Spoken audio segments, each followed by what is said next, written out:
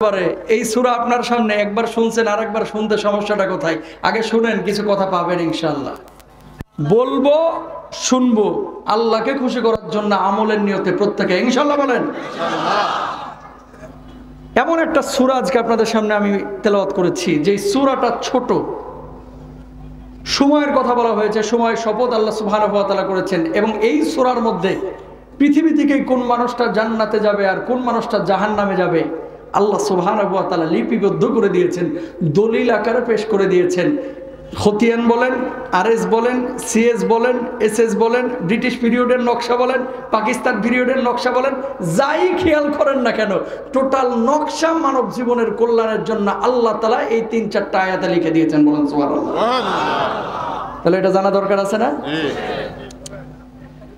তার আগে শুনেন, আল্লাহর নবীর কাছে যখন এই সূরা আয়াত নাজিল হইতো, নবীজি যখন মাহফিল করতেন, যখন আলোচনা করতেন, সব সময় যে মুসলমান এসে বসে থাকতো বিষয়টা কিন্তু এরকম না। কখনো কখনো কাফেররা নবীজির মজলিসে এসে বসে থাকতেন। সুবহানাল্লাহ বলবেন না? আমর ইবনুল আস ঈমান আনেন নাই, নবীজির সামনে বসা। সাহাবীরা বলছেন, আমর ঈমান আনো না, কিন্তু মুহাম্মদ সাল্লাল্লাহু আলাইহি ওয়াসাল্লামের সামনে কেন বসে থাকো, কেন বসে থাকো, কিছুই তো বুঝলাম না। আমর জবাব দিলেন, আমর ইবনুল আস জবাব দিলেন, সাহাবীরা না করিস না, না করিস না, ঈমান আনে নাই, ঈমান আনি নাই, আনতে সময় লাগবে না, কিন্তু ওনার মজলিসে, ওনার মাহফিলে এই কারণে বসে থাকে, যখন কথাগুলো বলে মুখ থেকে যেন কথা বের হয় না, এক একটা কথা, এক একটা মুক্তার দানা যেন ওনার মুখ থেকে বের হয়। বলেন সুবহানাল্লাহ। উনি যখন কথা বলে শুনলেই ভাল লাগে, এর লেগে বসে থাকে। মুআজ বিন জাবাল রাদিয়াল্লাহু তাআলা আনহুর মতো সাহাবী ঈমান আনার আগে নবীজির সামনে বসে থাকতেন। আব্দুল্লাহ যুলবাজাদাইন ঈমান আনার আগে আল্লাহর নবীর সামনে বসে থাকতেন। সাহাবীরা বলতেন যে কেন ঈমান আনো না, অথচ নবীর সামনে বসে থাকো। কয় না করো না, না করো না। কি মধুর কণ্ঠ আল্লাহ তাকে দিয়েছেন, কি চেহারা তারা দিয়েছেন, দেখলেই ভাল লাগে, কথা শুনলেই ভাল লাগে, কলিজাগুলো ঠান্ডা হয়ে যায়। এই জন্য আমার নবীর সামনে আমরা বসে থাকি, তোমার নবীর সামনে আমরা বসে থাকি। বলুন আল্লাহু আকবার। আমর ইবনুল আস তখনই ঈমান আনেন নাই, নবীজির সামনে বসা। এমন মুহূর্তে মৌমাছির মতো গুনগুন আওয়াজ শুরু হয়ে গেল। এমন মুহূর্তে আল্লাহ রাব্বুল আলামিন জিবরিল আমিনকে পাঠিয়ে দিলেন, যাও যাও আমার হাবিবের কাছে এই সূরাটা নিয়ে যাও। জিবরিল আমিন এসে আল্লাহর নবীর কাছে পড়লেন, আল্লাহর নবী মুখস্থ করলেন, মাথা উঠাইলেন। কতক্ষণ পরে সাহাবীরা বললেন, ইয়া রাসূলুল্লাহ, ইয়া হাবিবাল্লাহ, এতক্ষণ তো আপনি কোন আওয়াজ করলেন না, কি সূরা নাজিল হয়েছে, কি আয়াত নাজিল হয়েছে, একটু আমাদেরকে বলবেন নাকি? আল্লাহর নবী বললেন, আজকে যে সূরাটি নাজিল হয়েছে এই সূরার নাম হচ্ছে সূরা আসর। পড়ো পড়ো, আমার সঙ্গে সঙ্গে পড়ো। আল্লাহর নবী বললেন, সব সাহাবীরা ওই সূরা পড়লেন। আমার সাথে সাথে বলেন, ওয়াল আসরি ইন্নাল ইনসানা লাফি খুসর ইল্লাল্লাযীনা আমানু ওয়া আমিলুস সালিহাতি ওয়া তাওয়াসাউ বিল হাক্কি ওয়া তাওয়াসাউ বিস সবর। বলুন আল্লাহু আকবার। দুনিয়ার সব মানুষ ক্ষতির মধ্যে আছে, 4 শ্রেণীর মানুষ ছাড়া। 1 নাম্বার যারা ঈমান এনেছে, 2 নাম্বার যারা সৎ কাজ করেছে, 3 নাম্বারে যারা সৎ উপদেশ মানুষকে দিয়েছে, 4 নাম্বারে যারা ধৈর্য ধারণ করেছে। আল্লাহর নবী বলছেন এই মানুষগুলো, আল্লাহ রাব্বুল আলামিন আমার নিজেই বলেছে, আল্লাহর নবী বলছেন এই 4 শ্রেণীর মানুষকে দুনিয়ার জিন্দেগিতে আল্লাহ রাব্বুল আলামিন সফল কাম করবেন, আর আখিরাতের জিন্দেগিতে যখন এই মানুষগুলো উঠবে আল্লাহ রাব্বুল আলামিন হাসতে হাসতে মানুষগুলোর জন্য জান্নাতের ফয়সালা করবে। জোরে বলেন না সুবহানাল্লাহ। ইল্লাল্লাযীনা আমানু, যারা ঈমান এনেছে। এবার আপনারা বলেন, আপনারা ঈমানদার নাকি কাফের? সবাই ঈমানদার না? হিন্দু, বৌদ্ধ, খ্রিস্টান এখানে থাকতে পারেন, আলহামদুলিল্লাহ, ওয়েলকাম কোরআনের এই সুশীতল ছায়াতলে। আসেন কলিজার টুকরা ভাইয়েরা, আপনি হিন্দু হইলে আপনার জায়গা এখানে না, আপনি আমার এই মঞ্চের পাশে বসবেন। ওয়েলকাম, আসেন। আমি বলি মঞ্চে আপনার জায়গা। যারা কোরআনকে মহব্বত করে অমুসলিম এখানে এসেছে, তাদেরকে কোরআনের সৌন্দর্যটা বেশি ভালো করে বোঝানো দরকার, ঠিক না? কিন্তু সমস্যা এক জায়গায় আছে। হিন্দু, খ্রিস্টান, বৌদ্ধ আমার দেশে বাংলাদেশে আজকে থেকে না, সেই যুদ্ধের পর থেকে, স্বাধীনতার পর থেকে এদেশে মন্দির মসজিদ পাশাপাশি অবস্থান হয়েছে।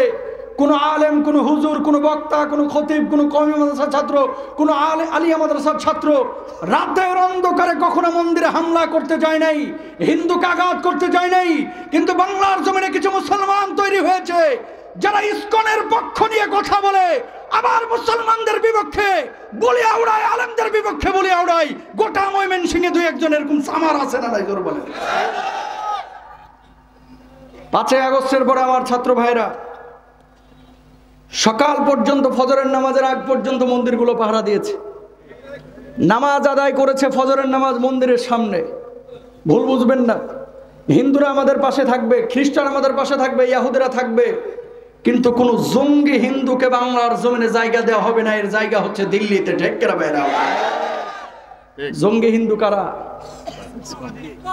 16 বছর যারা বাংলার জমিনে ছিল, এই ইসকনের পিয়ারের দোস্ত, এবং এই লোকগুলাই হচ্ছে বন্ধুত্ব করেছিল ইসকনের সঙ্গে, যারা বাংলার জমিনে দাপিয়ে বেড়েছে আর আলেমরা জেলখানার মধ্যে পৌঁছেছে। ঠিক কিনা ভাইরা?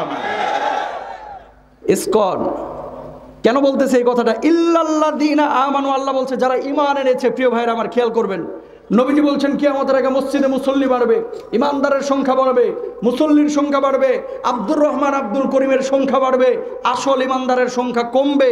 এই জামানা চলতেছে, সেই জামানা। ঠিক কিনা বলেন? আব্দুর রহিমের অভাব নাই, আব্দুর রহমানের অভাব নাই। মসজিদে জুমার নামাজে ওরে বাপ রে বাপ, সাদমাত ভরে যাইতেছে, কপালে 6 ইঞ্চি কালো দাগ, মাগার সুদের মায়া এখনো ছাড়তে পারলো না। সরি, আমার ভুল হয়েছে, আমার ক্ষমা করে দেন। এই এলাকায় একটাও সুদখোর নাই, আছে না নাই? জোরে বলে। একদিকে আপনি নামাজ পড়তেছেন, সামনের কাতারে সেজদা দিদি দিদি কপালে দাগ, অন্যদিকে আপনি সুদি কারবার করলেন। যেই কোরআনে আল্লাহ ইমানের কথা বললো, ওই কোরআনে আল্লাহ সুদকে হারাম করলো। একটা মানলেন আর একটা মানলেন না। প্রকৃত মুসলমান বলা যাবে? যাবে? ইউসবিহুর রাজুলু মুমিনা ওয়া ইউমসি কাফিরা। সকালবেলায় থাকবে মুমিন, সন্ধ্যাবেলায় হয়ে যাবে কাফের। সন্ধ্যাবেলায় থাকবে মুমিন, সকালবেলায় হয়ে যাবে কাফের। হাজার হাজার মানুষ বাংলাদেশে ভাই ইমান নাই, নামাজ পড়তেছে, ইমান নাই, রোজা করতেছে, ও জানেও না যে ওর ইমানই নাই, ও মুশরিক, টাটকা মুশরিক, মুনাফিক, ও জানেও না। অথচ এই মানুষগুলো ইমানদার, দাবি করতেছে আসলে ইমান নাই। কথা বলেন না কেন? ডারউইনের মতবাদ কি বলতেছে? মানুষকে আল্লাহ বানায় নাই, মানুষ ন্যাচারালি হয়েছে। কেমনে হয়েছে? মানুষ আগে ছিল বানর, লাফাইতে লাফাইতে লেজ পড়ে পশম পড়ে মানুষ হয়ে গেছে। নাউজুবিল্লাহটা এখানে বলেন না, বাড়িতে যে কম্বলের নিচে ঢুকে বললেন, জোরে বলেন না নাউজুবিল্লাহ। আচ্ছা আপনারা বলেন তো, যে এই আকীদা যদি কারো ভেতরে থাকে, আর ঈমান থাকবে না কাফের হয়ে যাবে? সাউন্ড আগের মতো রাখো, জ্যান জ্যান করতেছে, কাফের হয়ে যাবে। কোরআনুল কারীমে আল্লাহ রাব্বুল আলামিন পুরো কোরআনের মধ্যে যতগুলো আয়াত নাযিল করেছে, একটা আয়াতের কিছু অংশ কেউ যদি অস্বীকার করে, ঈমান থাকবে না, ডাইরেক্ট কাফের হয়ে যাবে। কিন্তু আল্লাহ রাব্বুল আলামিন কি বললেন খেয়াল করেন, আফাতুমিনুনা বিবাদিল কিতাবি ওয়া তাকফুরুনা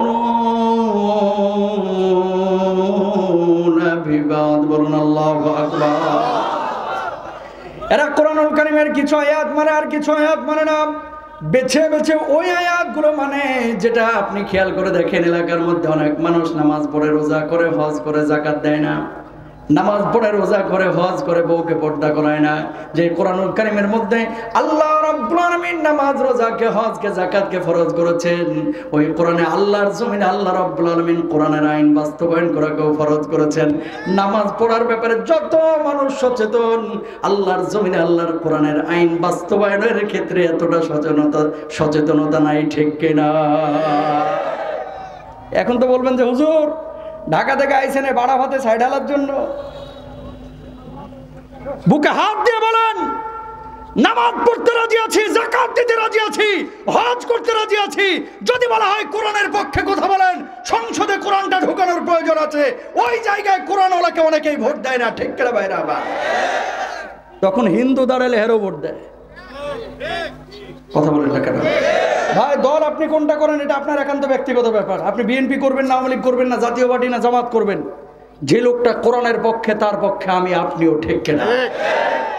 যদি কোনো বিএনপির লোক, কোনো আওয়ামী লীগের লোক কোন জামাতের লোক প্রকাশ্যে আল্লাহ আল্লাহ রাসূলের বিপক্ষে কথা বলে, আল্লাহর কসম করে মুসলমান তারা সমর্থন দিতে পারে না। ঠিক না? ক্লিয়ার কাট কথা। এখন আপনি যে দাবি করতেছেন আপনি মুসলমান, উদাহরণ দিব, সময় আসতেছে, খেয়াল করেন। সূরাটা যখন নাজিল হয়েছে আমর ইবনুল আস বসা সামনে, তখনও কাফের। দুঃখজনক হলো সত্য, দুইটা সিঙ্গারা এক ঢোক কোকের জন্য জোহর থেকে নিয়ে মাগরিব পর্যন্ত কয় আমার নেতার চরিত্র ফুলের মতো পবিত্র। নেতা নামাজ পড়ে না এক ওয়াক্ত, অথচ ফুলের মতো চরিত্র জোহর থেকে মাগরিব পর্যন্ত ঘোষণা করলো দুইটা সিঙ্গারা এক ঢোক কোকের জন্য। ও ভাই, এই লোকটা তুমি যদি সামলাইতে না পারো, দাজ্জালের জান্নাত যদি এখনই দেখানো হয়, সেই লোক তুমি কেমনে সামলাইবা? ঠিক কেনা ভাইরা? এই জন্য বলছিলাম পরশুদিনের মাহফিলে যে আজকে যদি দাজ্জাল বাংলাদেশে আসতো 92% মানুষ ঈমান হারা হয়ে যেত। কথা বলেন না কেন? ব্যাংক থেকে লাখে সুদ দিচ্ছে 350 টাকা 400 টাকা, এই লোক সামলাইতে পারতেছে না। লাখের সুদ 350 টাকা। ওই মিথ্যুক চাঁদাবাজ লিডার যেটা ওই অটোর কাছ থেকে 20 টাকা চাঁদাবাজি করে, এর পক্ষে কথা বলতেছে দুইটা সিঙ্গারা 200 টাকার লেগে। তুমি এই লোক সামলাইতে পারো না, দাজ্জাল যখন জান হাতে এই যে জান্নাত দেখাবে, ওই লোক তুমি কেমনে সামলাইবা? ঈমানটার নবায়ন করেন। ঠিক কেনা ভাইরা? আমর ইবনুল আস বসা, ওই যে সূরা আসর নাজিল হইল, আমর ইবনুল আস বলতেছে সাহাবীদেরকে, এই তোমরা তো মুখস্থ করলা, আমার আরেকবার শোনাও না সূরাটা, আমি একটু মুখস্থ করি। অথচ কাফের। আল্লাহু আকবার বলবেন না? তখনও কিন্তু ঈমান আনে নাই, তখনও কাফের। তো সাহাবীরা বলছে যে শুনো তাহলে, 2-3 বার বলছে, কাফের হওয়ার পর সূরা মুখস্থ করে ফেলেছে। আল্লাহু আকবার। আমর ইবনুল আস সূরা মুখস্থ করার পরে পরবর্তী দিন গিয়েছে তার বন্ধুর কাছে, কারণ তখনও তিনি ঈমান আনেন নাই, তিনি ছিলেন কাফের। তার বন্ধু ছিল মুসাইলামাতুল কাজ্জাব। এই মুসাইলামাতুল কাজ্জাব নিজের শেষ জামানার নবী দাবি করেছিল, মিথ্যা নবী। আমর ইবনুল আসের সাথে তার বন্ধুত্ব ছিল। যাওয়ার পরে বললেন, মুসাইলামারে, আবু বকরের নবীর উপরে 2 দিন 3 দিন পর পরে আয়াত নাজিল হয়, সূরা নাজিল হয়, তুই যে নিজের নবী দাবি করেছিস, তোর উপরে কেন সূরা নাজিল হয় না? মুসাইলামাতুল কাজ্জাব জবাব দিল, আমার উপরেও সূরা নাজিল হয়, আয়াত নাজিল হয়, কিন্তু মুহাম্মদের মতো আমি সবার সামনে বলে বেড়াই না, আমি এটা গোপন করে রাখি। বলেন না আউযুবিল্লাহ। সাল্লাল্লাহু আলাইহি ওয়াসাল্লাম বলেন, উনার উপরে আয়াতটা নাজিল হইলে মানুষের সামনে বলে বেড়ায়, আমি কিন্তু মানুষের সামনে বলি না। শোন, বহুত বাটপারি করেছিস। এতদিন মোহাম্মদ সাল্লাল্লাহু আলাইহি ওয়াসাল্লামের এখানে বসলাম, কোনোদিন উনি কোনো আয়াত গোপন করলো না, সব বলে দেয়। এটা গত দিনে একটা আয়াত নাজিল হয়েছে, পৃথিবীর কোন মানুষ সফল কাবে এটা বলে দিছে। 4 মানুষের, 4 শ্রেণী মানুষের কথা। এই সূরাটার নাম হচ্ছে সূরা আসর। কয় সত্যি নি? কয় হ্যাঁ। একটু শোনা দেখি। উনি শোনায় দিয়েছে। কাফের হওয়ার পর বল আসরে ইন্নাল ইনসানা লাফি খুসর ইল্লাল্লাযিনা আমানু ওয়া আমিলুস সলিহাত ওয়া তাওয়াসাউ বিল হাক্কি ওয়া তাওয়াসাউ বিস সাবর। এই মুসাইলামা, শুনলি, এবার তুই আমারে বল তোর উপরে এই সপ্তাহে কি নাজিল হয়েছে? পড়ছেন বিপদে? হ্যাঁ, আজকে যদি তুই আয়াত না শোনাইতে পারিস, সূরা না শোনাইতে পারিস, আর তোর সাথে আমার কোনো বন্ধুত্ব নাই। মাথাটা নিচে করে এবার বলতেছে, শোন তাহলে গত রাতে একটা নাজিল হয়েছে, মনে করে লই তোর বলতেছে। মাথা নিচু করে কতক্ষণ পরে মাথার উড়ায় বলতেছে যে সূরাটা নাজিল হয়েছে, শোন তাহলে। কাইয়া অব্র অব্র ফাইন্না মাতালা হুজুরা সদরা সদরা, হে খরগোশের বাচ্চা, তোর কানগুলো ছোট, তোর নাকটা খাটো, তোর পাটা ছোট, তোর লেঞ্জাটা ছোট, তোর পেটটা মোটা, তোর চোখগুলো ছোট, এইটা বুঝি সূরা। এর মতো আহাম্মক বাটপারি ভণ্ডামি আর থাকতে পারে না। ঠিক কেনা ভাইরা? সূরা বানাইছে যে খরগোশের লেজ ছোট, খরগোশের পা ছোট, খরগোশের চোখগুলো ছোট। মুসাইলামাতুল কাজ্জাবের সামনে আমর ইবনুল আস বলতেছে, মুসাইলামা, ঈমান আনি না আমি মুহাম্মদ সাল্লাল্লাহু আলাইহি ওয়াসাল্লামের উপরে, কি হয়েছে? উনার যে সূরা উনার রব নাজিল করেছে, স্রষ্টার নামে হলফ করে বলছি, ওটা ওই শিবানী মুহাম্মদেরটাই, তোরটা কখনো ওই শিবানী হতে পারে না, তোর চাইতে মিথ্যুক দাজ্জাল আর হতে পারে না। আল্লাহু আকবার। কাফের হওয়ার পর সত্য কথাটা অকপটে বলে দিয়েছে, কাফের। আর আপনার আমার কিছু মুসল্লি ভাই বিশ্বাস করেন, 16 বছর এরকম অনেক লিডারকে আমরা দেখেছি মিডিয়ার সামনে যখন কথা বলেছে, বিশ্বাস করেন মনে হচ্ছিল যে গত রাতেই জান্নাত থেকে পালায় আসছে। এত সুন্দর করে গুছায় মিথ্যা কথাগুলো কিছু মানুষ বলে, যারা মিথ্যার উপরে ময়মনসিংহ বিশ্ববিদ্যালয় থেকে পিএইচডি করছে। কথা বলেন না কেন? আসলে মিথ্যা কথা বলতেছে। হুজুরের সামনে যখন যায়, হুজুর আপনার সাথে আছে, আবার যখন মুনাফিকের সাথে মিশে কয় হুজুর, এই মুনাফিকের সাথে মিশলে কয় হুজুর এই দেশের শত্রু। আবার যখন আরেকজনের সাথে মিশে কয় তোমার সাথেও আমি আছি। এরকম লোক আছে না নাই? জোরে বলেন। প্রিয় ভাইরা আমার, তাহলে খেয়াল করেন, কিয়ামতের ময়দানে আল্লাহ রাব্বুল আলামিন গোটা কিয়ামতের ময়দানে মানুষগুলোকে 3 ভাগে বিভক্ত করবে। দল হবে কিয়ামতের ময়দানে 3টা। জোরে বলেন কয়টা? আরো জোরে পেছনে মানুষ বলেন কয়টা? وكنتم أزواجا ثلاثا فأصحاب الميمنة ما أصحاب الميمنة وأصحاب المشأمة ما أصحاب المشأمة والسابقون السابقون أولئك المقربون।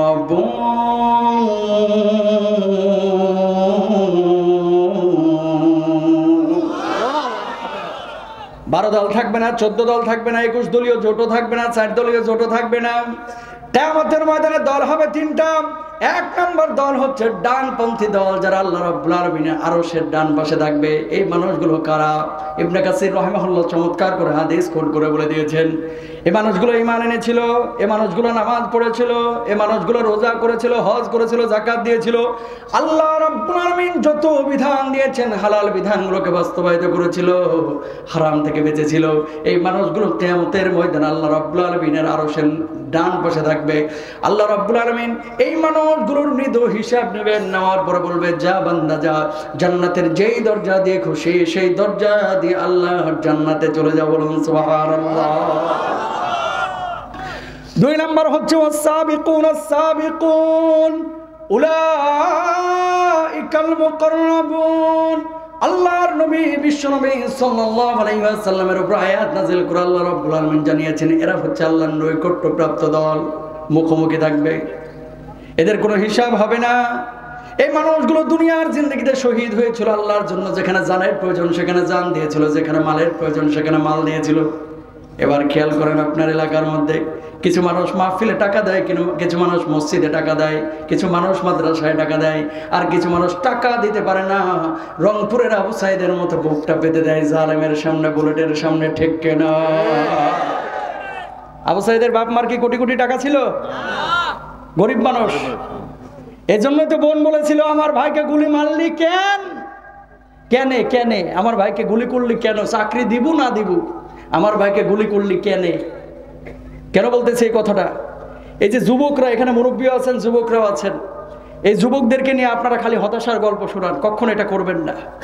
এরা গেম খেলে, এরা শেষ, এদের দিয়ে কিচ্ছু হবে না, এরা একেবারে বরবাদ হয়ে গেছে, এরা ধ্বংস হয়ে গেছে। শুনুন, এই যুবকরাই কিন্তু গত 16 বছরে স্বৈরাচার ওই স্বৈর শাসককে সরাইতে পারেন নাই। গেম খেলায় যুবকরাই এগিয়েছিল, বাংলার জমিন থেকে স্বৈরাচার দিল্লি গিয়ে বসেছে। ঠিক কিনা ভাইরা? সুতরাং যে যুবকদেরকে নিয়ে আপনারা নিরাশ হতাশ, আমরা বলি এই যুবকদের মাধ্যমে বাংলার জমিনে কালেমার পতাকা উড়বে। ঠিক কিনা ভাইরা? আশা দেখেন না? দেখেন কি দেখেন না? ইনশাআল্লাহ বলেন। দুঃখজনক হলো সত্য, এই যুবকরা দাড়ি রাখা শুরু করছে কিছু পোলাপান, পাঞ্জাবি পরা শুরু করেছে কিছু পোলাপান, হুজুরদের বয়ান শুনে কিছু পোলাপান পরিবর্তন হচ্ছে, কিছু চাচার মাথা পুরাই গরম। কিরে, জামাত শিবিরে যোগ দিলি কবে থেকে? কথা বলেন না কেন? মরিয়ম ভাবি আগে বোরকা পড়তো না, এখন পড়া শুরু করেছে, ঠ্যাস মারা কথা বলে। কি গো ভাবি, উমরা টোমরা করে আইলা নাকি? কথা কর না।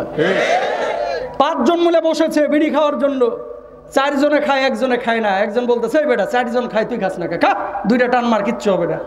কয় বাবা না না দোস্ত, আমরা বলিস না, আমি খাইতে পারবো না, নিতে পারবো না। মায়েরাই দেখ না 2 টান, কি ফেলেবার মায়েরই। কিছু জালেম আছে না, কয় একদিন খাইলে কিছু হবে না, হারামটার হালাল করতেছে। কি বলবো, পুরো শরীরের মধ্যে কত মলম লাগাবো কোথায়? সুদকে ইন্টারেস্ট বলে জায়েজ করে ফেলতেছে, ঘুষকে বলতেছে বকশিস, যৌতুককে বলতেছে ডিমান্ড। চ্যানেলে আমার মেয়েটা নাচতে নাচতে ফার্স্ট হয়েছে, মাশাআল্লাহ বলতেছে, আবার আলহামদুলিল্লাহ আমার মেয়েটা ডান্সে এবার ফার্স্ট হয়েছে। কথা বলেন না কেন?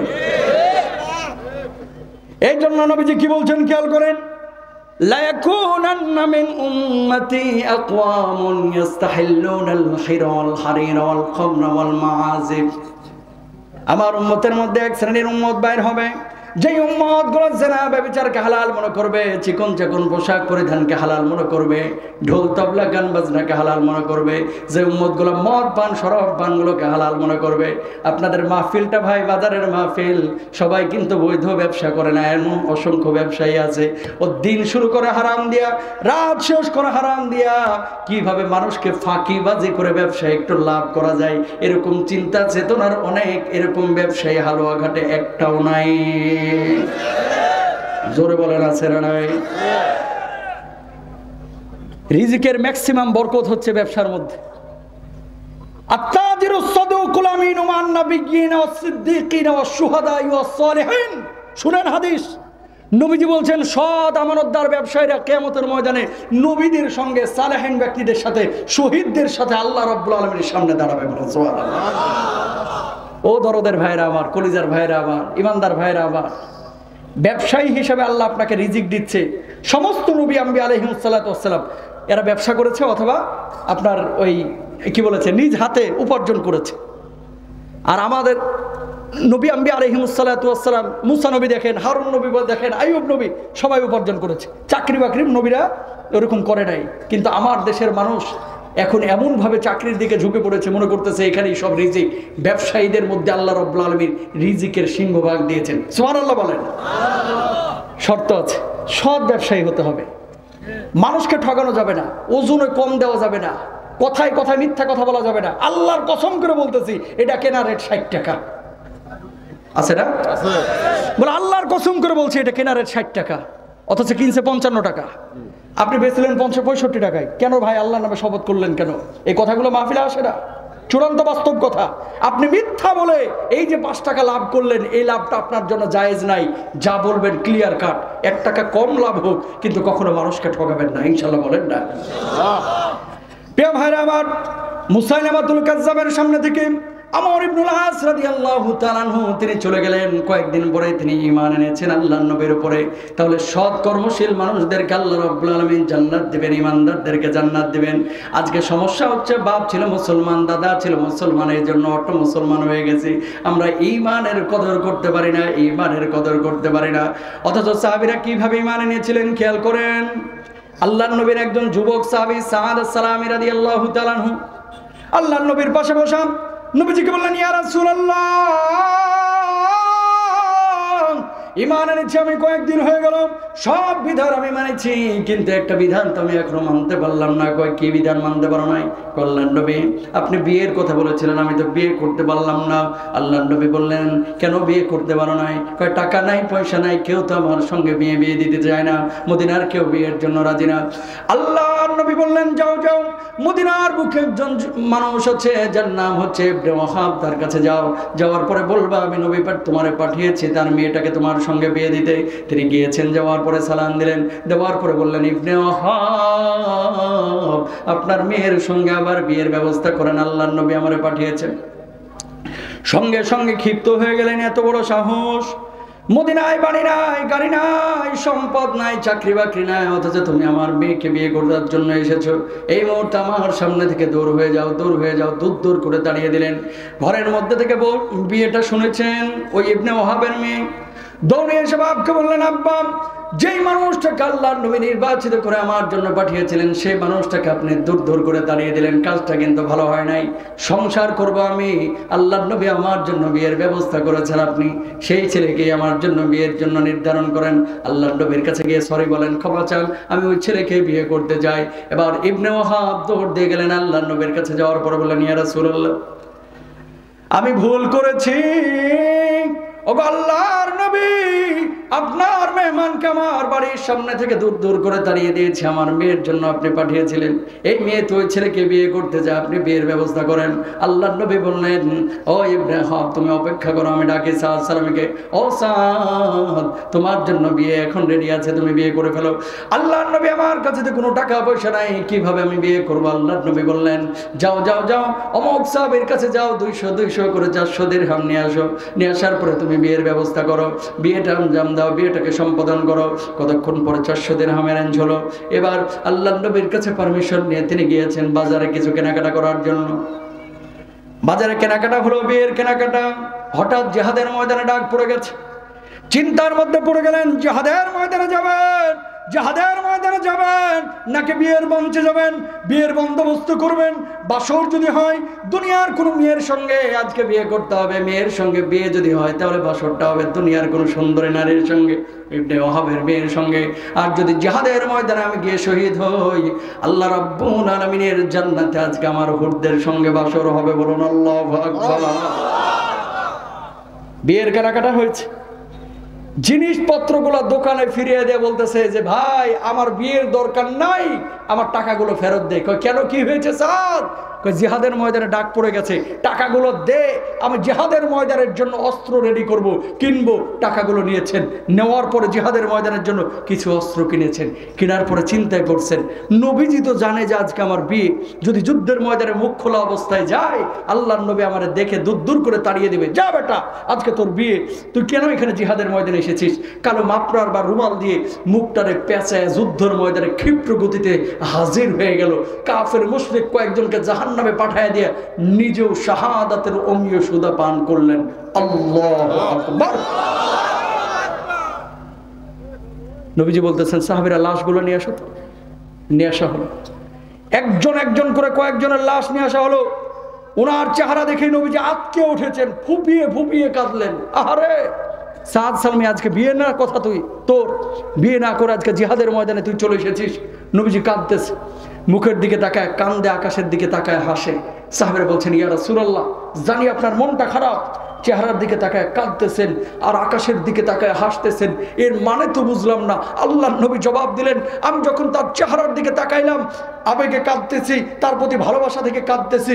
যে হারে বিয়ের মঞ্চ থেকে আজকে জিহাদের ময়দানে এসে শাহাদাতের অমীয় সুধা পান করলি, আকাশের দিকে তাকায় এই জন্য হাসতেছি। আমি দেখলাম জান্নাতি হুটগুলো তার সম্বর্ধনা দেওয়ার জন্য ক্ষিপ্র গতিতে সবাই দৌড়িয়ে প্রস্তুতির ইচ্ছে জোরে সোরে বলেন আল্লাহু আকবার। দেখেন, একদিকে ঈমান আরেকদিকে দুনিয়া। দুনিয়ার সব ছেড়েছে, ঈমান ছাড়ে নাই। তা আপনি আমি ঈমানের দাবিতে কেন সুরটা ছাড়তে পারি না? ঈমানের দাবিতে কেন আমরা ব্যবসা বাণিজ্যের ক্ষেত্রে মিথ্যার আশ্রয় নেই? মিথ্যা কেন ছাড়তে পারি না? 2 টাকা 5 টাকা লাভের জন্য কেন মানুষকে ঠগাই? ভাই একটা কথা কলিজার মধ্যে লিখে নিয়ে যান, হারাম খাইবেন তো জীবনে আরামটা শেষ হয়ে যাবে। হারাম খাইবেন ছেলেবেলে মানুষ হবে না, হারাম খাবেন ইবাদত কবুল হবে না, হারাম খাবেন ঘরে এসি লাগাবেন মাগার ঘুমাইতে পারবেন না, হারাম খাবেন মুখে তালা পড়ে যাবে, ডাক্তার বলবে 1 কাপের বেশি ভাত খাইতে পারবেন না। কথা বলেন না কেন? তাহলে আরাম যদি পাইতে চান হালাল খাইতে। প্রিয় ভাইরা আমার, তাহলে ইমানদার যদি দাবি করেন কয়েকটা বিষয় আপনারা মাথায় রাখতে হবে। আল্লাহর প্রতি বিশ্বাস স্থাপন করতে হবে, নবীর প্রতি বিশ্বাস স্থাপন করতে হবে, আখিরাতের প্রতি বিশ্বাস স্থাপন করতে হবে, সাহাবী রিদওয়ানুল্লাহি আনহুম আজমাইনদেরকে ভালোবাসতে হবে, নবী যে সুন্নাহ রেখে গেছে সেগুলোকে বাস্তবায়ন করতে হবে। কোরআনুল কারীমে আল্লাহ রাব্বুল আলামিন যত বিধান দিয়েছেন সব বিধানগুলোকে বাস্তবায়ন করতে হবে। কিন্তু বাংলার জমিনের আমাদের মানুষরা কিছু অংশ মানতেছে, কিছু অংশ মানতেছে না। যেটা ভালো লাগে সেটা মানে, যেটা ভালো লাগে না সেটা মানে না। লাউ খাওয়া সুন্নত এটা ভালো করে জানে, মিষ্টি খাওয়া সুন্নত এটা ভালোই জানে, জোহরের পর একটু ঘুমানো এটা ভালোই জানে, বিয়ে কয়েকটা করার জায়েজ আছে এটাও ভালো করে জানে। একই সুন্নত, প্রয়োজনে জিহাদের ময়দানে রক্ত দেওয়া, বুকটারে ফেটে দেওয়া, আল্লাহর জমিনে আল্লাহর দ্বীন কায়েমের জন্য সাহাবীরা যেভাবে জীবন দিয়েছেন সেইভাবে নিজেকে উৎসর্গ করে দেওয়া, এই সুন্নত কিন্তু বাঙালি ভুলে গেছে, ঠিক কিনা? 5% বাঙালি পাবেন যারা কলিজার মধ্যে শাহাদাতের তামান্না নিয়ে ঘুরে। 100 জন ইমানদারের মধ্যে 5 জন হয়তো বা পাবেন, 6 জন পাবেন। ম্যাক্সিমাম মানুষ জিহাদকে এটাকে জঙ্গিবাদের সাথে গুলায় ফেলাইছে। কথা বলেন না কেন? জর্ডান সফর ছিল আবার কয়েকদিন আগে, মুতার যুদ্ধ যে জায়গাটা হয়েছিল ওই জায়গাটায় গেলাম, যা দেখতে পেলাম 4 জন সাহাবীর কবর। আলহামদুলিল্লাহ বলেন না? যায়েদ বিন হারেসা, আব্দুল্লাহ বিন রাওয়াহা, মুআয বিন জাবাল রাদিয়াল্লাহু তাআলা আনহু, আরেকজন হচ্ছে জাফর বিন আবি তালেব রাদিয়াল্লাহু তাআলা আনহু। 4 জনই ওখানে সিরিয়ার সীমান্তে শোয়া। 4 জনের কবরে জিয়ারত করলাম। আলহামদুলিল্লাহ বলেন? আলহামদুলিল্লাহ। কোনো জটা বাবা নাই, কোনো খাজা বাবা নাই, কোনো লালসা বাবা নাই, কালাসা বাবা নাই, হলুদ শাহ বাবা নাই, ফুতুর শাহ বাবা নাই, কোনো বাজারে সিজদা বিজদা নাই। যেই কবরটা, যেই যুদ্ধটা আল্লাহর নবীর মুতার যুদ্ধ, আল্লাহ রাব্বুল আলামিনের ইশারায় যে সংগঠিত হয়েছিল, কেন হয়েছিল? নবীজির রাষ্ট্রদূতকে কাফেররা হত্যা করেছিল। যে চিঠিকে কেন্দ্র করে যুদ্ধটা হয়েছিল, চিঠিটা জর্ডানের মিউজিয়ামে এখনো সংরক্ষিত আছে। বলার একটা উদ্দেশ্য আছে, নবীজির রাষ্ট্রদূতকে গাছের সাথে বাইধে এরা জবাই দিল, তরবারি দিয়ে কোপাইলো, মেরে ফেললো। ঘটনা অনেক দীর্ঘ, বললে অনেক সময় লাগবে, এই জন্য সংক্ষেপে বলছে। আল্লাহ নবীর কাছে নিউজ পৌঁছাইল, ইয়া রাসূলুল্লাহ, আপনার সাহাবীদেরকে তো হত্যা করে ফেলছে, আপনার রাষ্ট্রদূতকে তো হত্যা করেছে। নবীজি কাঁদলেন, চোখ দিয়ে পানি পড়লো, সাহাবীদেরকে বললেন রেডি হও, জিহাদ করব। বলছে আল্লাহ নবী, ওরা তো সৈন্য সংখ্যা প্রায় 1 লাখ রেডি রাখছে। আল্লাহ নবী বলছে আমার কত? কয় 3000। সাহাবীরা জবাব দিলেন, আল্লাহ নবী জবাব দিলেন যে এই 3000 নিয়ে ওই 1 লক্ষ কাফেরের বিপক্ষে আমরা যুদ্ধ করব। আল্লাহু আকবার। কেউ কেউ সন্দেহের মধ্যে, মানে সংশয়ের মধ্যে পড়লেন। সন্দেহ না, সংশয়। How can it possible? এটা কিভাবে সম্ভব? কোথায় 1 লক্ষ কাফের আর কোথায় আমরা মাত্র 3000 সাহাবী? যুদ্ধ কিন্তু মদিনায় না, মদিনা থেকে প্রায় 1300 কিলোমিটার দূরে। মুতার প্রান্তরটা কোথায়? জর্ডান, সিরিয়া, লেবানন, একেবারে কিনারায়। 1300 কিলোমিটার দূরে গিয়ে 3000 সাহাবী, মানে হালুয়াঘাটার মানুষ মুম্বাই গিয়ে জিহাদ করবে। সময় আসতেছে কিন্তু, কথা বলেন ঠিক কিনা? সাহাবীরা কেউ কেউ ভয় পাচ্ছে। আল্লাহ নবী 1 লক্ষ সাহাবী। নবীজি জবাব দিলেন, মুসলমান কখনো তরবারির জোরে জয় হয় না, মুসলমান জয় হয় ইমানের জোরে। মুসলমান আসাম থেকে, কলকাতা থেকে, দিল্লি থেকে আমার বাংলার দিকে চোখ রাঙানি ওরা দিচ্ছে। আমরাও বলতে চাই, ওই সাহাবীদের মতো আমরাও বলবো, ঘরে বসে থাকবো না। হতে পারে 100 কোটি, আমরাই 16 কোটি নিয়ে জিহাদ করবো। ঠিক কিনা ভাইরা? এটা আপনার ইমানই দায়িত্ব। চোখ রাঙানি শুনেন, মুসলমান গরম হবে, মুসলমান নরম হবে। হিন্দু বৌদ্ধ খ্রিস্টানদেরকে কখনো আঘাত করবেন না, কিন্তু আঘাত করলে ঘরে বসে থাকা যাবে না, প্রতিরোধ করতে হবে। প্রতিরোধ, প্রতিরোধ। ঠিক কেনা হবে না? সাইফুল ইসলাম আলিফকে যেভাবে জবাই করেছে, কালকে আপনার ছেলেকে হয়তো ইসকন করবে, পরশুদিন হয়তো আমার ছেলেকে করবে। আবারও বলি, ইসকন আর হিন্দু কিন্তু এক জিনিস না। ইসকন আর হিন্দু এক জিনিস না। যদি এটা বুঝতে ভুল করেন, এই বাংলার মানুষকে কড়া খেসারত দিতে হবে। ঠিক করে ভাইরা, হিন্দু আর ইসকন কিন্তু এক জিনিস না। ইসকনের জন্ম ভারতে না, ইসকনের জন্ম হচ্ছে আমেরিকায়। আর ইসকন এরা মূলত এই ভূখণ্ডটাকে, চিটাগংকে একবার চায়, ফেনীকে একবার চায়, এদেশের স্বাধীন সার্বভৌমত্বকে এরা সাধারণত চায় না। ম্যাক্সিমাম ইসকনের হিন্দু জঙ্গি এক একটা। আমাদের মুসলমানদের মধ্যে কেউ অঘটন ঘটাইলে এরা জঙ্গি তকমা দেয়। আর ওরা যখন জবাই করে, দুলাভাইয়ের মতো আচরণ করে, এগুলোরে জঙ্গি কইতে চায় না। ঠিক কেনা বলে? 3000 সাহাবী রেডি। দাঁড়াও, যায়েদ বিন হারেসা দাঁড়াইছে। কালেমার পতাকা তোমার হাতে দিলাম, রক্ষা করতে পারবা তো? ইয়া রাসূলুল্লাহ, বুকে 1 ফোঁটা রক্ত থাকতে কালিমার পতাকাকে মাটিতে পড়তে দিব না। আল্লাহু আকবার। আব্দুল্লাহ বিন রাওয়াহা দাঁড়াও। 3000-এর দায়িত্ব 3 জনকে দিচ্ছে। দাঁড়াইছে। ও যদি শহীদ হয় তোমার পতাকার দায়িত্ব নিতে হবে, পারবা তো? কয় আল্লাহর নবী কি বলেন? লাব্বাইক, আমি রাজি আছি। 1 ফোঁটা রক্ত থাকতে কালিমার পতাকা মাটিতে পড়তে দিব না। আল্লাহু আকবার বলেন। জাফর বিন আবি তালেব দাঁড়াও। দাঁড়াইছে। ওরা 2 জন শহীদ হলে দায়িত্ব তোমার। কয় ইয়া রাসূলুল্লাহ, আমিও রাজি। 3000 সাহাবীকে নবীজি আগায় দিচ্ছেন মদিনার কিনারায়। 3 জনই ফুপিয়ে ফুপিয়ে কাঁদতেছে, চোখ দিয়ে পানি পড়তেছে। আল্লাহর নবী বলছেন, এই কান্দিস কেন? দায়িত্ব 1 জনকে দিলে সাহাবীরা বুঝে নিতেন যে শহীদ হবে না, বা হইতেও পারে। কিন্তু 3 জনকে যখন দায়িত্ব দেওয়া হয়েছে, সবাই বুঝে গেছে এই 3 জনই শহীদ হবে। আল্লাহু আকবার বলেন না? দায়িত্ব কয়জনকে দেওয়া হয়েছে? 3 জনে বুঝে গেছে যে আমরা শহীদ হয়ে যাব। নবীজি আগায় দিচ্ছে। 3 জনে ফুপিয়ে ফুপিয়ে কাঁদে। নবীজি কিনারায় নিয়ে বলতেছে, কিরে কান্দিস কেন? শহীদ হয়ে যাবে এই জন্য কাঁদতেছিস? এই কান্দিস কেন? ছোট ছোট বাচ্চা ঘরের মধ্যে রেখে যাচ্ছিস এই জন্য কান্দিস? কান্দিস কেন? বউকে রেখে যাচ্ছিস এই জন্য কাঁদিস? বাড়িঘর ফেলে চলে যাচ্ছিস এই জন্য কাঁদিস? 3 জন জবাব দিল, ইয়া রাসূলুল্লাহ, ছোট্ট বাচ্চার জন্য কাঁদতেছি না, ছেলের জন্য কাঁদতেছি না, মেয়ের জন্য কাঁদতেছি না, বউয়ের জন্য কাঁদতেছি না, কাঁদতেছি আপনার নূরানি মুখখানা আর দেখতে পাবো না, এই জন্য কলিজাটা ঝুলে পড়ে যাচ্ছে। আল্লাহু আকবার। কি ছিল তাদের ঈমান? আপনি আমি হলে কি করতাম বলেন তো? দাঁড়াও, জিহাদে যাওয়া লাগবে মুম্বাই। আল্লাহর নবী, আমার মেয়ের তো দাখিল পরীক্ষা।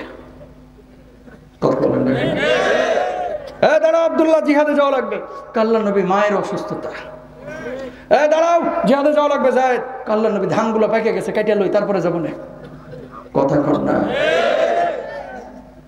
3000 সাহাবী গেলেন 1300 কিলোমিটার দূরে মুতার প্রান্তরে। যুদ্ধ শুরু হইল। যায়েদ বিন হারেসা প্রথমে শহীদ হয়ে গেল।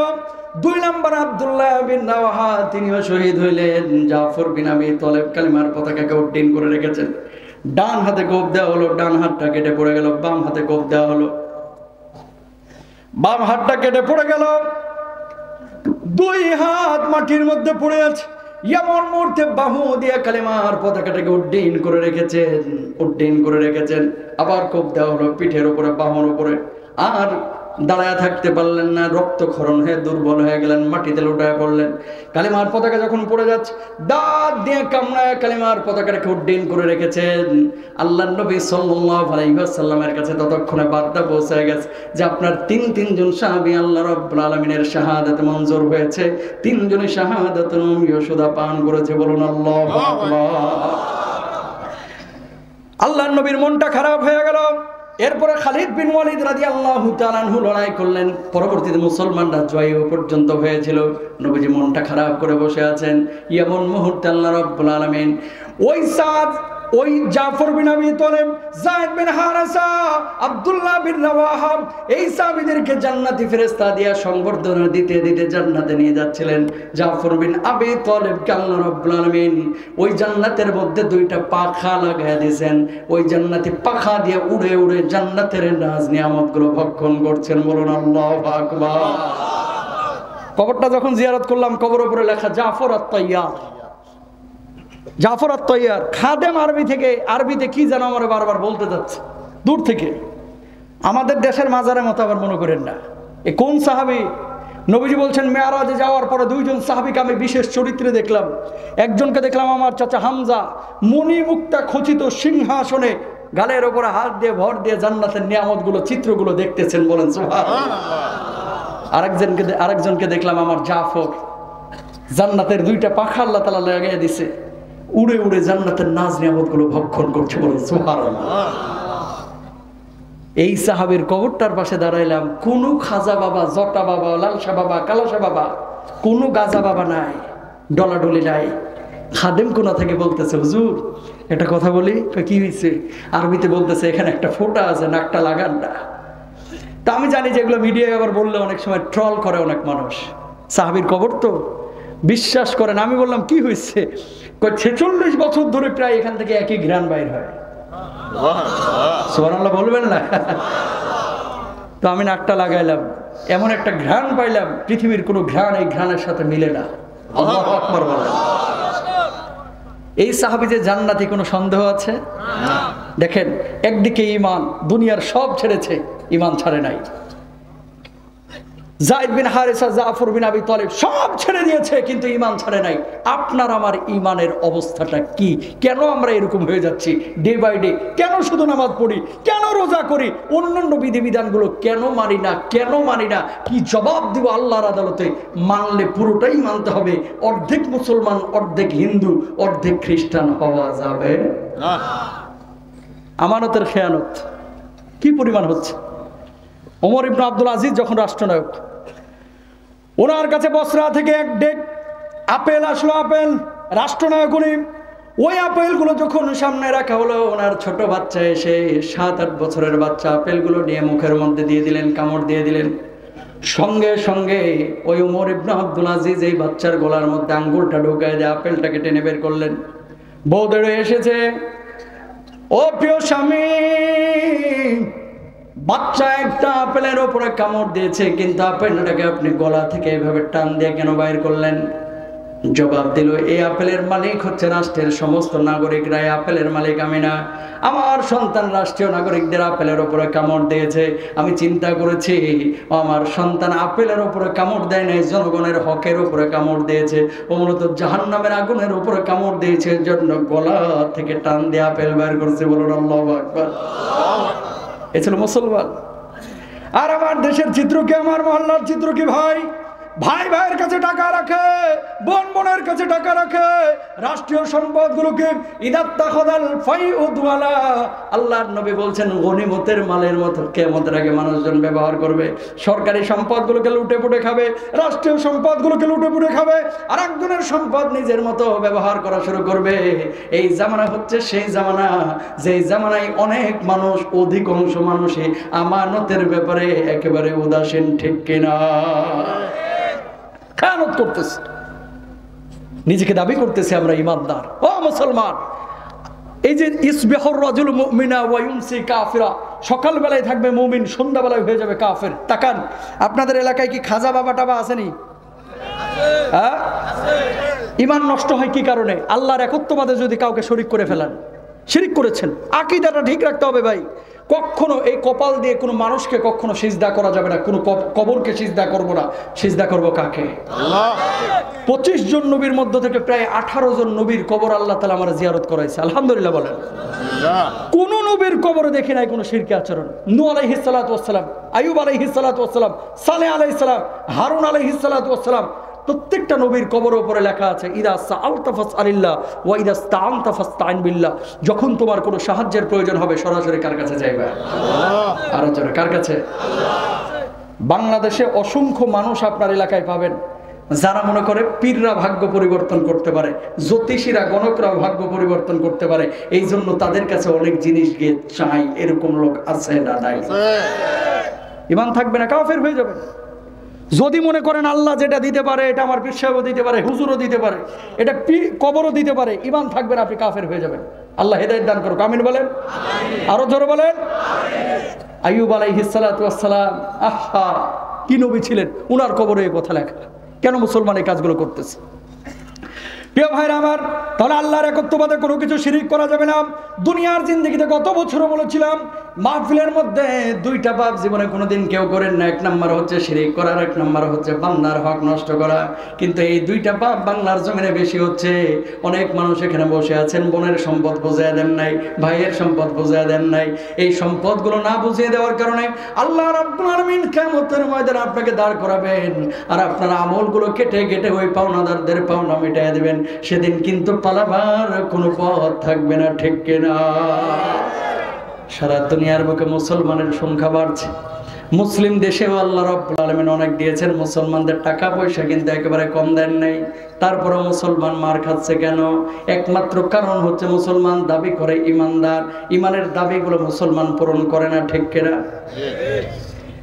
কিয়ামতের আগে দেখেন সিরিয়া বিজয় হলো, এটা কিয়ামতের আলামত। এই বিজয়ের পরে জানি না কবে ইমাম মাহদী আলাইহিস সালাতু ওয়াস সালাম আসবে, এটা আমিও বলতে পারবো না, আপনিও বলতে পারবেন না। কিন্তু প্রায় 60-62 বছর পরে যে আল্লাহ রাব্বুল আলামিন বিজয়টা দিয়েছে, বিশ্বাস করেন অনেক বাংলাদেশের মানুষও জানেও না, ওটা ফিলিংসও নাই, অনুভূতিও নাই। কিন্তু ইমানদার দাবি করলে এই নিউজটা আপনার জানা দরকার ছিল, ঠিক কিনা? এ জানে না, এটা জানে না, কিন্তু জানে আবার ফুটবল বিশ্বকাপ কে জিতছে, এই যে গত বছরে। কালকে বাংলাদেশ কত রান করেছে, পাকিস্তান কত রান করছে, এইগুলো খবর আছে, কিন্তু সিরিয়ার এগুলো খবর নাই। তাকান কিয়ামতের আগে আল্লাহর নবী কি বলেছেন? ইদাত্তাখাদাল ফাইউদওয়ালা, রাষ্ট্রীয় সম্পদগুলোকে লুটে পুটে খাবে। অনেক ইমানদার আছে রাষ্ট্রীয় সম্পদগুলোকে নিজের বাপের ভিটার মতো ব্যবহার করে। কথা বলেন না কেন?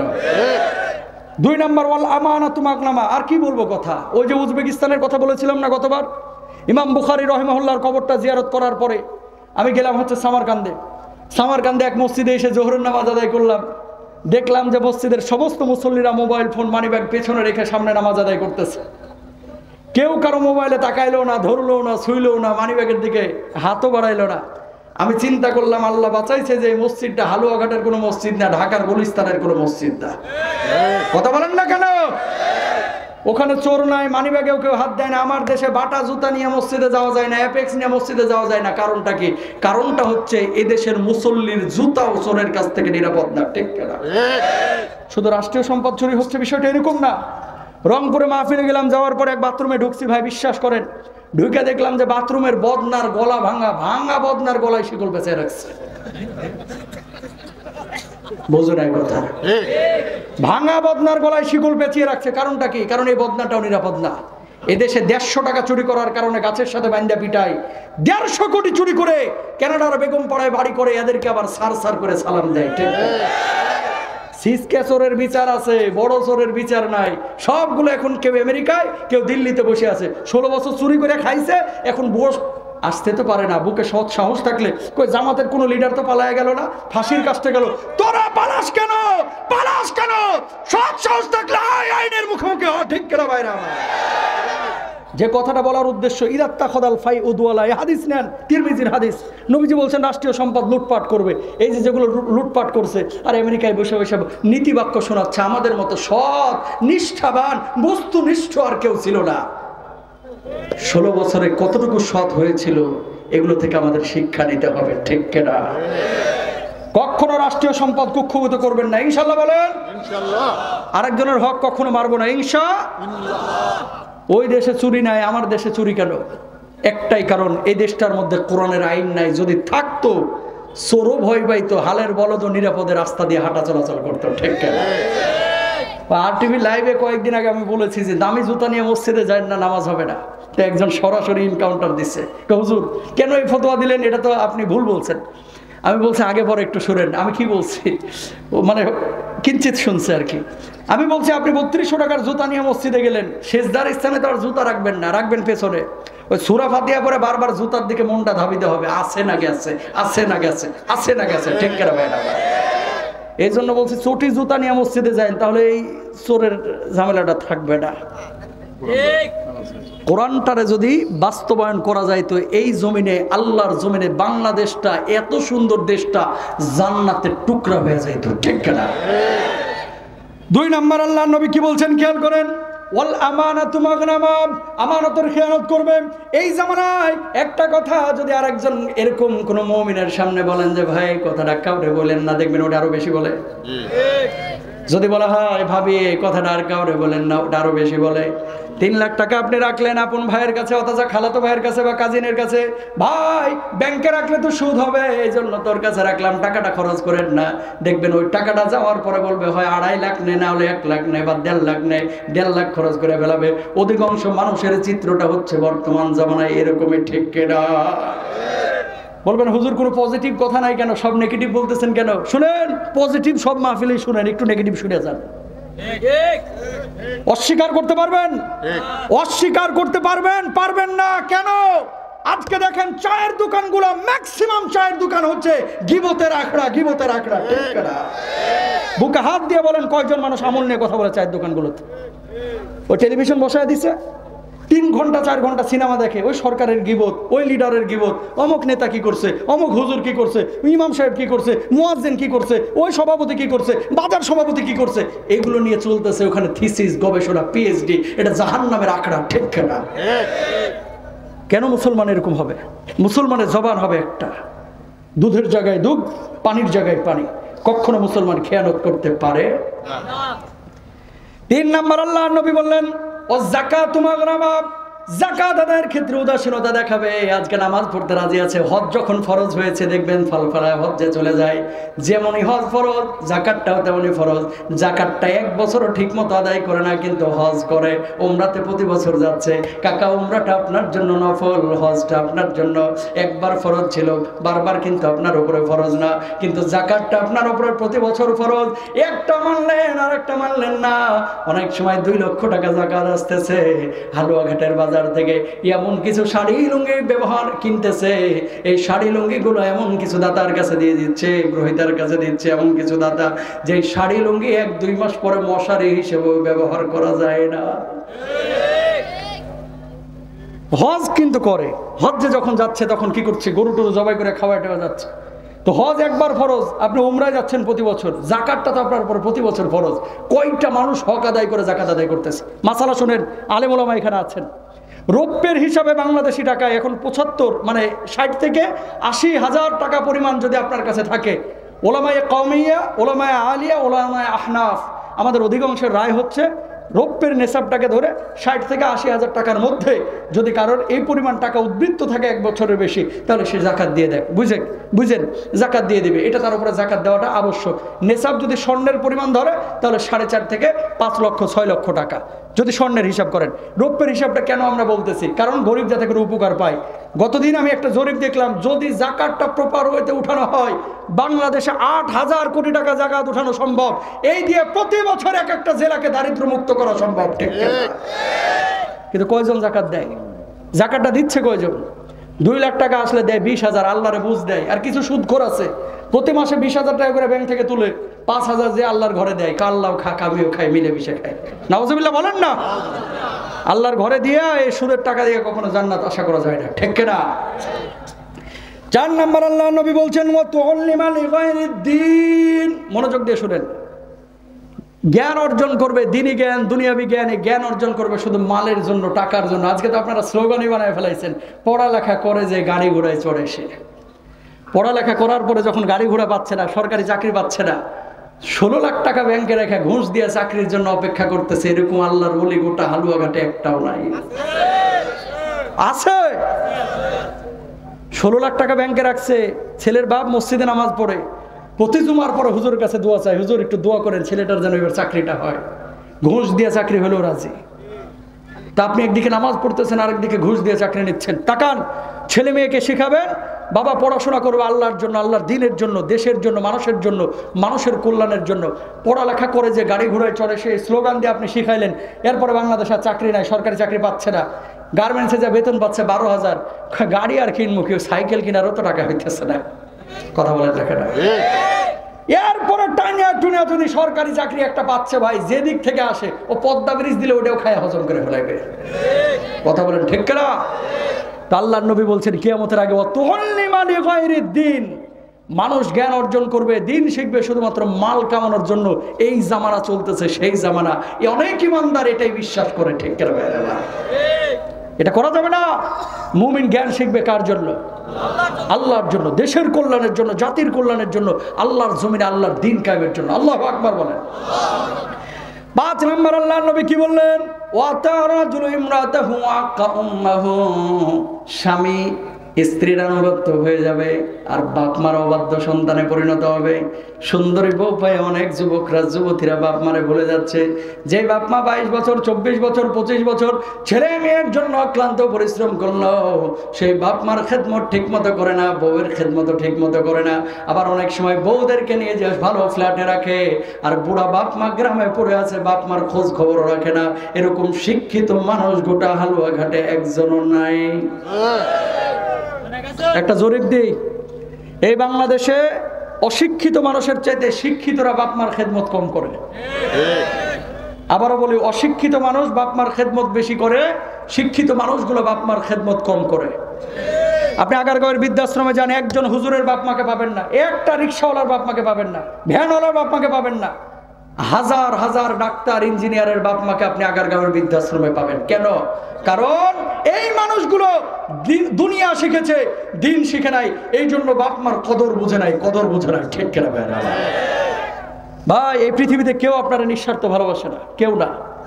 আপনার মা, আপনার মা, আপনার মা, এরপর আপনার বাপ, আর কেউ না। আপনি যতই চাপা মারেন, বন্ধুর বন্ধুত্ব ততদিন থাকবে যতদিন বন্ধুকে মানে বন্ধুর বন্ধুত্ব ততদিন থাকবে যতদিন মাল আছে, হেল্প করতে পারবে, সাহায্য করতে পারবে। আর বাপ মা সন্তানের কাছে খালি মাল চায় না ভাই, বাপ মা চায় একটু ভালো আচরণ, সুন্দর আখলাক, সুন্দর করে কথা বলা, পাশে থাক, পাশে রাখা, পাশে থাকা, বাপ মার সাথে একটু সুন্দর আচরণ করা। পৃথিবীর বুকে ভাই ম্যাক্সিমাম মানুষ আপনারা দেখবেন যে বাপ মা আপনার সুখের মুহূর্ত দেখতে পারে নাই, আপনার দুঃখের সময়গুলো বাপ মা আপনার পাশে ছিল। আজকে দাড়িগুলো পেকে গেছে, কালকে আপনি বাপ মা হারাবেন। আর বাপ মার নিয়ম হচ্ছে, যতদিন জীবিত থাকে সন্তানরা বাপ মার কদর করতে পারে না, বুঝতে পারেন না। যেদিন বাপ মা মারা যায় সেদিন বুঝে যে কি সম্পদ সে ঘর থেকে হারাইছে। ঠিক কিনা?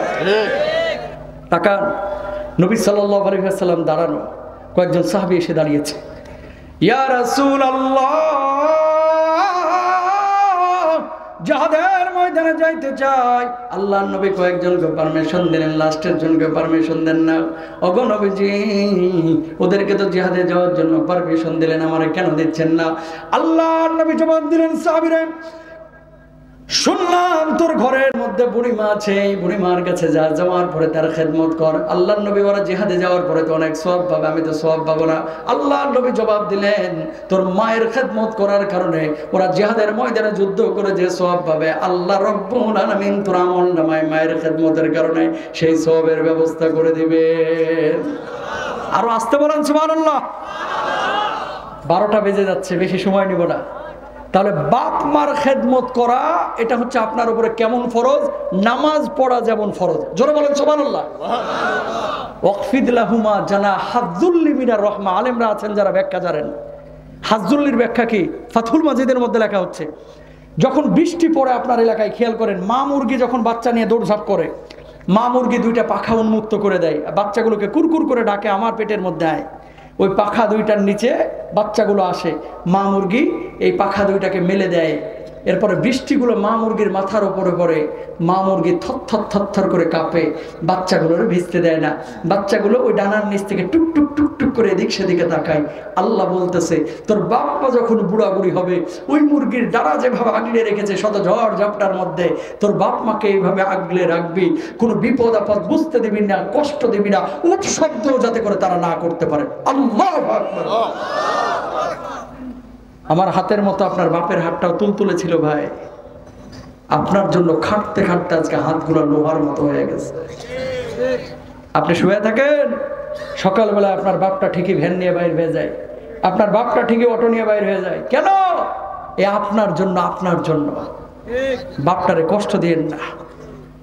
মায়ের ওই লাঠিটা লাঠির জায়গায় থাকবে, বাবার চেয়ারটা সাইকেলটা ওই জায়গায় থাকবে। এই যে আপনাদের ফুলবাড়ি নাকি এই পাশে ফুলপুর না, ফুলপুর, এখান থেকে এক ছেলে আমার ফোন দিয়েছিল, 4-5 বছর হয়ে গেছে। হুজুর খুব কান্না। আমি বললাম যে কি কান্দো কেন, তুমি কান্দো কেন? হুজুর আমি গরুর গোশত দেখলে আমার চোখে পানি চলে আসে। আমি বললাম কি খাওয়ার জন্য? না, আমার আব্বা যখন এখানে ভ্যান চালাইত, বাপ বুড়া হয়ে গেল, আমি ওই ভ্যানের দায়িত্ব নিলাম, ভ্যান চালাইতাম। এরপর আব্বা যখন মারা যাবে আর আধা ঘন্টা আগে আমার ছোট ভাইরা বলছে যে আমার না গরুর গোশত খাইতে খুব মন চাইতেছে, একটু দেখ না বাজারের দিকে তোর ভাই আছে কি ভ্যান নিয়ে, যে বল না আধা কেজি গরুর গোশত নিয়ে আসতে। হুজুর গরুর গোশতের কেজি তখন 300 টাকা। আমার ছোট ভাই আইসে দৌড়ায় আমার কাছে, আমি ভ্যান ট্যান রাখে আধা কেজি গরুর গোশত কিনা ভ্যানটা নিয়ে বাড়ির দিকে আসতেছে। হঠাৎ ছোট ভাই আবার দৌড়ে আইছে, আরেক ভাই দৌড় দিয়ে আবার আসছে রাস্তায়। কয় ভাই ভাই দৌড়ে আসো, কি হয়েছে? আব্বা তো আর নাই। কয় গরুর গোশত নিয়ে যাচ্ছে আধা কেজি আব্বার জন্য, অথচ রাস্তাতেই বাপ মারা গেল। যে কথাটা বলতে যাচ্ছে, হুজুর কারে কিভাবে আল্লাহ উঠায় এটা তো বলা যায় না। আমি অনেক পরিশ্রম করে ময়মনসিংহ শহরে এক কিনারায় কিছু জায়গা কিনে রেখে ফেলে রাখছিলাম। এই জায়গাগুলো তো এখন ইন্ডাস্ট্রি হয়েছে, কোটি কোটি টাকা দাম হয়ে গেছে। আজকে আমি বড় পয়সাওয়ালা হুজুর। বাপ যদি জীবিত থাকতো প্রতিদিন একটা ছাগল খাওয়াইতে পারতাম কিনা, এরকম সামর্থ্য আল্লাহ দিছে। হুজুর যখন গরুর গোশত দেখি বা রান্না বান্না দেখি, আমার বাপের ওই কথাটা মনে পড়ে যায়। এই জন্য এরপর থেকে আমি একদিনও গরুর গোশত খাই নাই। আমি যে কথাটা বলতে যাচ্ছি, হাজার হাজার ছেলে মেয়ের এরকম স্মৃতি আছে বাপ মার সাথে, যে যেই সময়গুলো বাপ চলতে পারতো না, আধা কেজি গরুর গোশত কেনার সামর্থ্য আপনার ছিল না, আজকে আধা কেজি না 1 মণ গোশত বাপের সামনে নিয়ে যাইতে পারেন, অথচ বাপটা কবরে চলে গেছে। ভাই এক সময় পকেট ভরা টাকা আসবে, বাপ মার আসবে না, বাপ মার আসবে না, বাপ মার আসবে না। বাপ মার খেদমত করেন, ঠিক কেনা? কত টাকা দরকার আপনার? কত টাকার দরকার? আহা বুঝলেন না? হুমা জান্নাতুকা ওয়া নারুক। বাবা মা আপনার জান্নাত, বাবা মা আপনার জাহান্নাম। বাপ মাকে খুশি রাখবেন, আল্লাহর জান্নাতে যাবেন। সুবহানাল্লাহ বলেন। এরপর আল্লাহর নবী বলছেন কি, খেয়াল করেন, ওয়া আদনা সাদিকাহু, বন্ধু বান্ধব নিয়ে বেশি মতোয়ারা হয়ে যাবে। অনেক যুবকরা আছে সারাদিন বন্ধুদের সঙ্গে ঘুরে, কিন্তু বাপের পাশে বসলে 2-3 মিনিটও বসতে চায় না। বন্ধুদের সাথে আড্ডাবাজি এত বেশি করে 3 ঘন্টা 4 ঘন্টা চলে যায়। সময় নষ্ট করে, নামাজ নষ্ট করে, ইবাদত নষ্ট করে, নামাজ কালাম ঠিক মতো পড়ে না, অশুভ অবৈধ বন্ধুত্ব করে। কেমন বন্ধুত্ব? রাজুলানে তাহাব্বা ফিল্লাহি জিতামা আলাইহি ওয়া তাফাররাকা আলাইহি। আমাদের বন্ধুত্ব হবে একমাত্র আল্লাহর জন্য, শত্রুতাও হবে কার জন্য? জোরে বলেন। এমন বন্ধু নির্বাচন করবেন যে বন্ধু কোরআনের পক্ষে, আল্লাহর পক্ষে আছে, তারে যদি নির্বাচন করেন তাহলে এই বন্ধু আপনারা জান্নাতে নেবে। আর যদি এমন বন্ধু নির্বাচন করেন যে গাঁজাখোর, মদখোর, যে বন্ধু কখনো আল্লাহরে চিনে না, নবীরে চিনে না, সেই বন্ধু কখনো আপনারা জান্নাতে নিতে পারবে না। ঠিক কিনা?